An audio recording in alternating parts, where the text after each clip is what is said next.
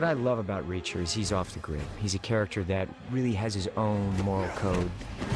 Reacher? He has a great sense of responsibility and taking care of the people that can't take care of themselves, and he gets drawn into these stories. He is a wanderer. He travels. I had in mind the idea of a guy who had had this incredibly dislocated life as a military brat and then a military officer, then coming back to civilian life, or in fact, in his case, coming to civilian life for the first time ever. But Reacher never settled down, you know, he never found something to do, so he's still in that first year, essentially. He's still on the road, still wandering, still seeing what he never had time to see before. The idea that this man is without a master, he is in pursuit of justice. He is in pursuit of righting wrongs, and it is justice as he sees it fit, not as even the law might dictate. Remember, you wanted this. We all wish we could be Jack Reacher. There's no guilt. Whether it's on the right side of the law or the wrong side of the law, Reacher always does the right thing.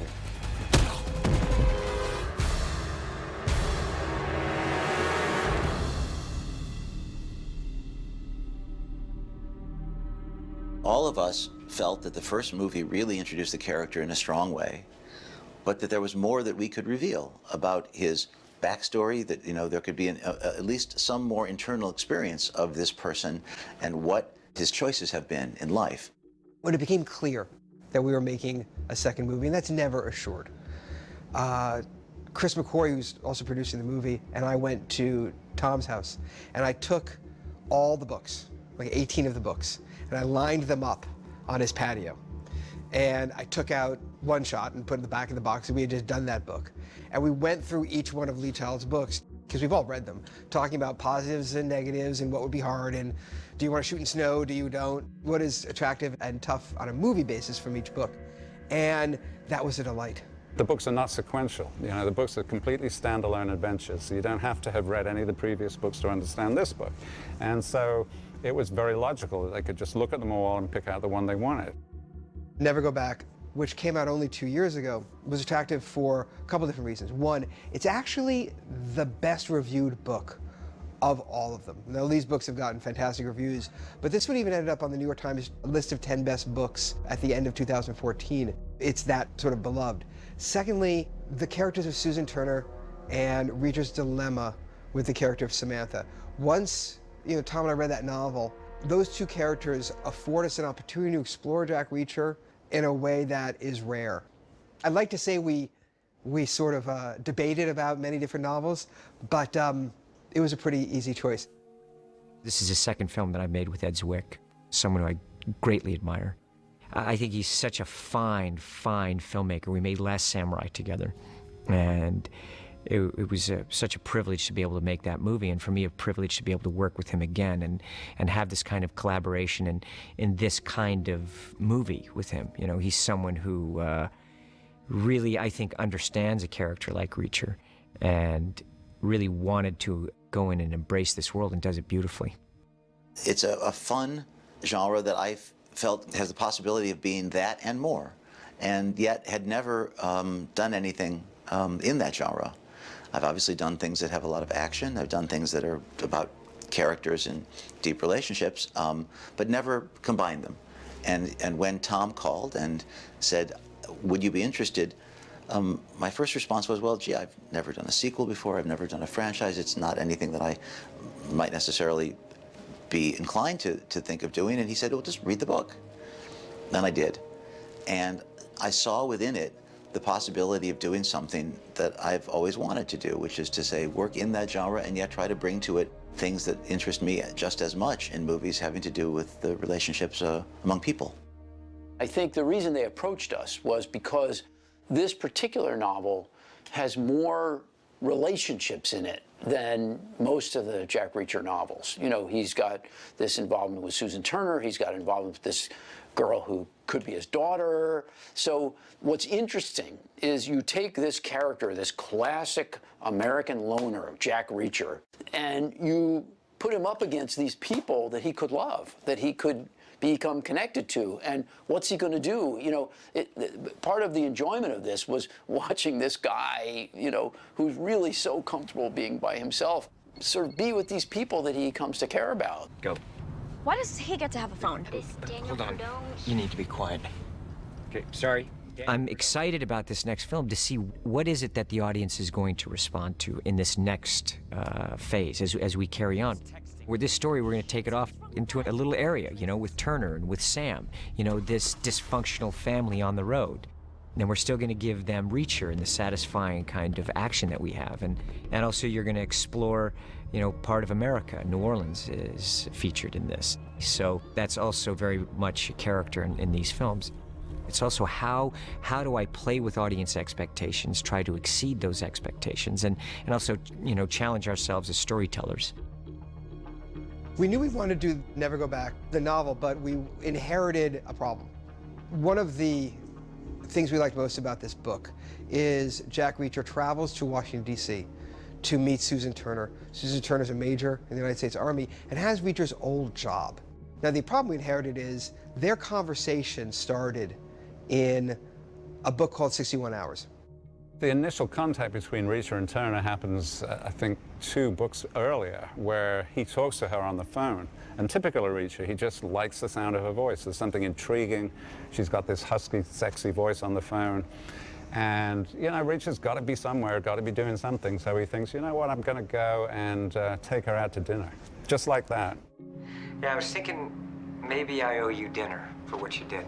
Dinner? Well, take you He's 5,000 miles away or something, and he thinks, I'm going to go and take her to dinner. So then for 2 books, he's trying to get to Virginia to take her out to dinner. And he doesn't make it until the start of this book. The idea was to pick up Reacher literally at the conclusion of another story, the likes of which you hadn't seen, but he's in res in some way, but mostly so as to establish his relationship with Susan Turner, Major Turner. So it was incumbent on us to figure out a way to, in brief, because it's only the sort of prologue, to establish that phone relationship and to suggest that that's how this whole, you know, ball begins spinning. Well, it's nice to finally speak. Thanks for tipping us off to that sheriff. No, I wanted to thank you for helping me out of a tight spot. Well, isn't that what Army folks do for each other, Major? Ex-Major. Oh, once a major, always a major. For the movie, they had to compress that into the opening sequence, which I think they did very well. I mean, you really get the feeling that it's not going to be the end of the world if he doesn't get there, but he really wants to get there, and it really comes across. What follows is, you know, this story that he's drawn into, and really it's never go back. You know, he should not have gone back. And he gets drawn into this story to really work with her and help her out of a situation. We're leaving enough shit over there now to start another war. Every source for selling off the weapons instead of bringing them back to the States. You can do all the research you want, and you still cannot make this stuff up. You know, there are things in this movie that people are going to say, oh, you know, surely that doesn't happen, does it? You know, evil corporations and this and that. Actually, yeah, it does happen. And what I've learned as a book writer is that the stuff that you feel is pushing it just a little bit is absolutely normal. It exists somewhere.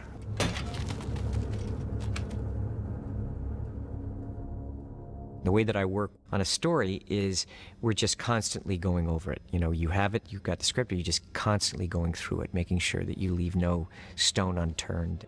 We had worked with Tom before on Last Samurai, and the thing I love about working with Tom is that, first of all, he has no vanity when you're talking about script.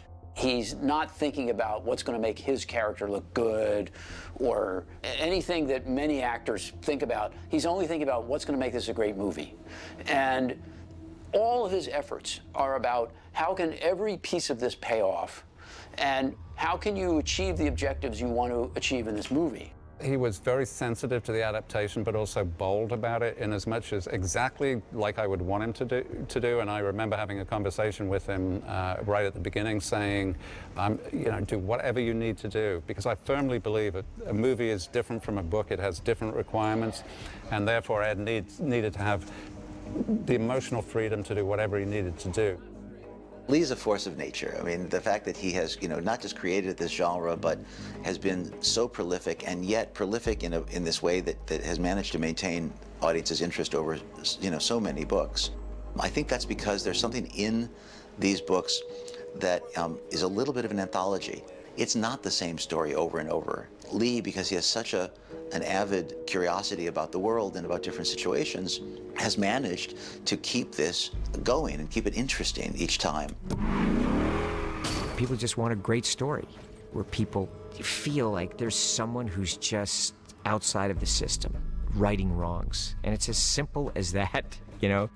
It is a classic, iconic character that Lee Child has created. There's all these wonderful characters that move in and out of the film and in and out of his books. You know, each one is a different adventure, yet it's incredibly satisfying, I think, for an audience. Shoot me! Shut up! Shut up! The thing about Reacher is that it's not really a stunt movie. It is very grounded character film, but there Very realistic. Very realistic, but the fighting is what you want from a film like this. So it's a crime thriller, and the thing about Reacher is that it has a very unique brutality. But we're not using CG. We're not going beyond. We're doing something that's actually in the spirit of what movies were when they made great crime movies, which is the reality of the characters, and the reality of the story is the same reality as the stunts.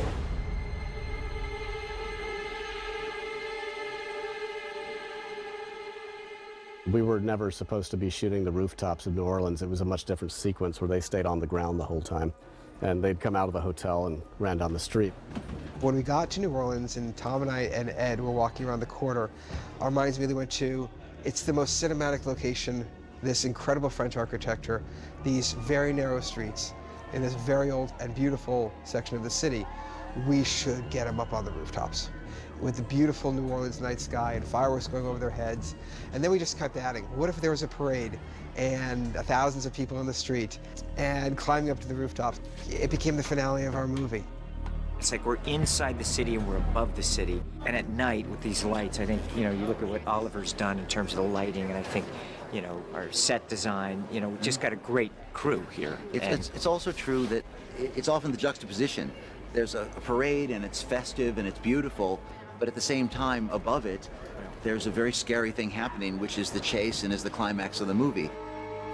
Starts obviously with the director. Ed, you know, has a vision, and he gives you the sort of scope to work in it. He says, you know, this is what I want out of the scene, and then I just look at ways to try and build tension and keep within the story.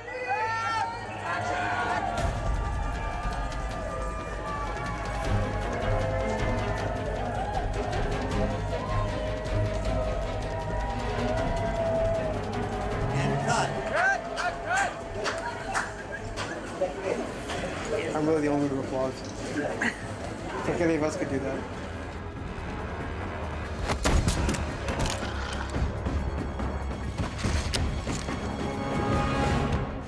Shoot me and I let go! Put the gun down. Put it down, Jack.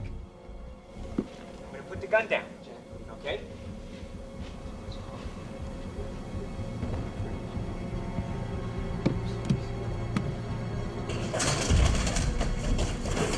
Cut.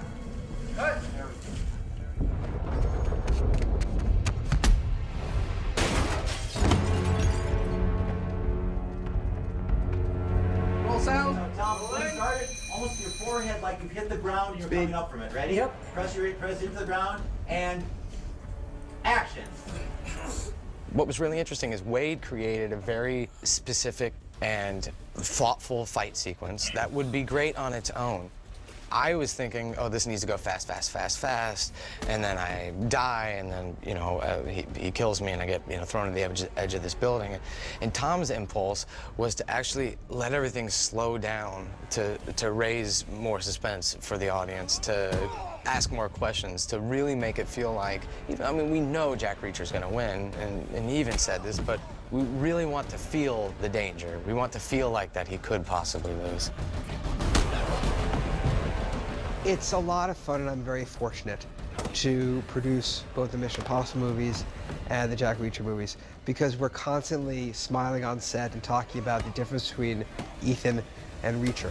And it's not that hard to define. Reacher is much more brutal. Reacher is much more human. Jack Reacher wants to end a fight quickly. There's a great quote that Reacher has from the novels that Tom loves, which is, take your revenge first. You know, don't wait for the other guy to hit you. Hit him first, put him down, move on. You look at me.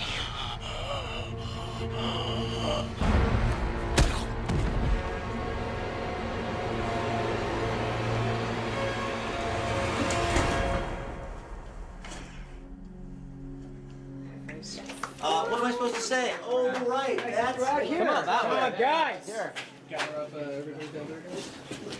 You should change the last line. Dude, you just found the building. That's a wrap! So did the hunter.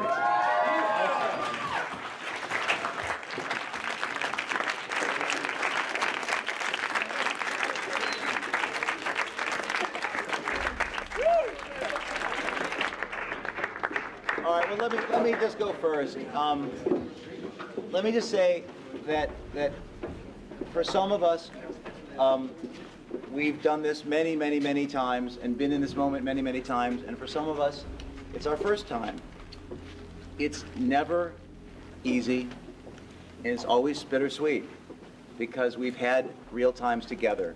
I think the thing that I've learned, if I've learned anything, I don't remember the movies at all, but I do remember the people that I've worked with. It's a privilege to have been together. To us. I can't really add to that other than just to briefly thank you for your professionalism, the best at your craft. Thank you for your spirit, for having fun, for your incredibly hard work. But most of all, thank you for making me look good.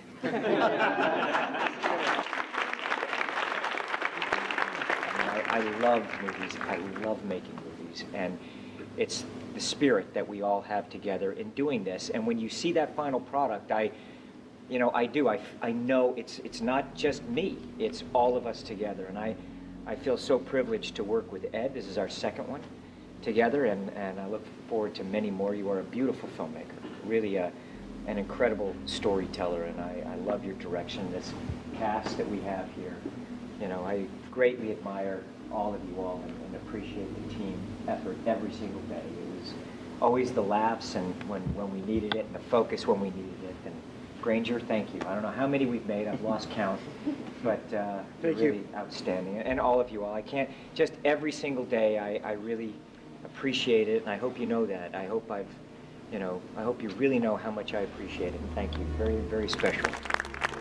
Here's to you.